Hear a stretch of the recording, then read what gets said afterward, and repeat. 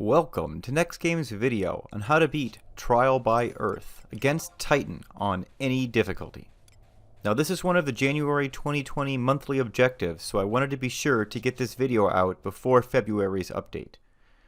Now Titan Prime is just like all the other HTMB avatars in that you use an ability, spell, weapon skill, or pet ability during one of the avatar's castings. It's going to stun the avatar for a few seconds and interrupt that current casting. It's also going to remove one of the avatar's buffs. Now the avatars each start with 4 buffs. For Titan, this means if you use an ability such as Provoke while he's casting, it's going to remove his magical damage resistance. If you use magic during one of his castings, it's going to reduce the end spell potency from his melee attacks. A weapon skill during one of his castings will remove his range resistance. And sadly, the only way to remove his physical damage resistance, which is very high, is to use a pet ability during one of his castings. Since we can't do this with this setup, we are going to spend this entire fight doing very little damage to Titan. Therefore, be sure you're just weapon skilling as frequently as possible to get in as much damage as you can. Now let's talk about the abilities that you'll see during this fight. The first one is Mountain Buster. It's only going to take a single shadow and is of no threat. The next one is Megalith Throw. It will also be absorbed by a single shadow and is not a threat. Now the third one is called Geocrush, and it is a massive threat as it will ignore your shadows entirely and do massive damage. So it's going to do you the favor of leaving those shadows up, but it is going to do anywhere up to 3,500 damage to you. So you want to make sure you have Megawari up at all times. Now it's also going to stun you for about 5 seconds after it hits you, so you definitely want to make sure that you have at least 3 shadows up at all times so that it buys you the time necessary for stun to wear off. The next move we're going to talk about is the 2-hour ability that Titan will use, and it's called Earthen Fury. It's definitely his most dangerous move and has the ability to wipe your entire party at any time. It will do anywhere up to 3,500 AoE damage to you and all of your trust and wipe your shadows. Additionally, it will reset any resistances that you've already have removed through proking before this.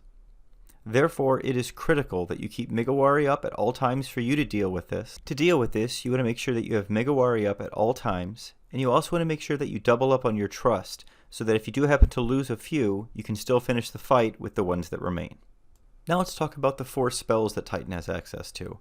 The first one, Sloga, is most easily dealt with by casting Utsemi Ichi the second you see him start to cast Sloga.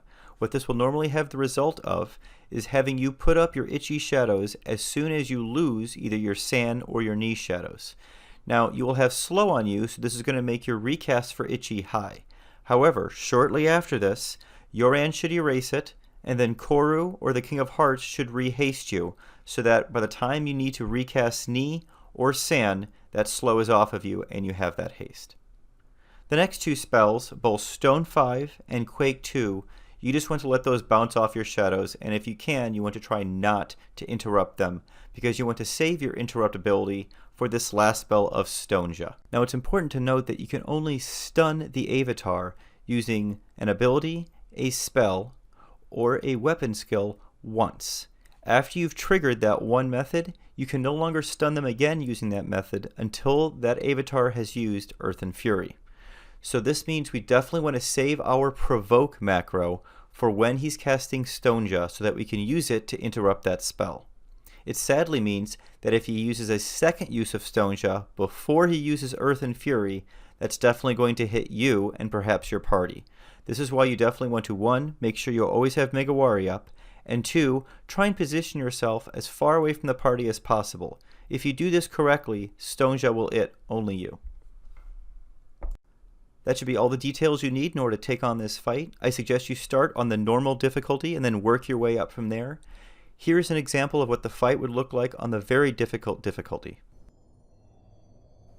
Now for trust for this fight, I chose to use Olmia and Joachim to make sure that I always had marches. Olmia will also often use Sentinel's Shurzo, which can help mitigate Stoneja and Earthen Fury damage. Koromoru and King of Hearts are my red mages to keep me hasted and as backup cures in case Yoran dies. Yoran, as always, is here to keep me alive.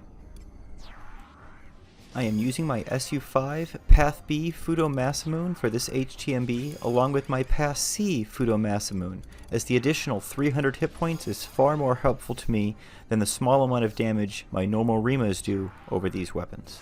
This also allows me to keep Subtle Blow capped at 75 for the duration of the fight, and this set also caps my magic damage reduction at 50%. To start the fight, make sure you have Utsumi-san, Yonin, Gekka, Urin, and Migawari up, and then keep them up for the duration of the fight. Enjoy the fight, everyone.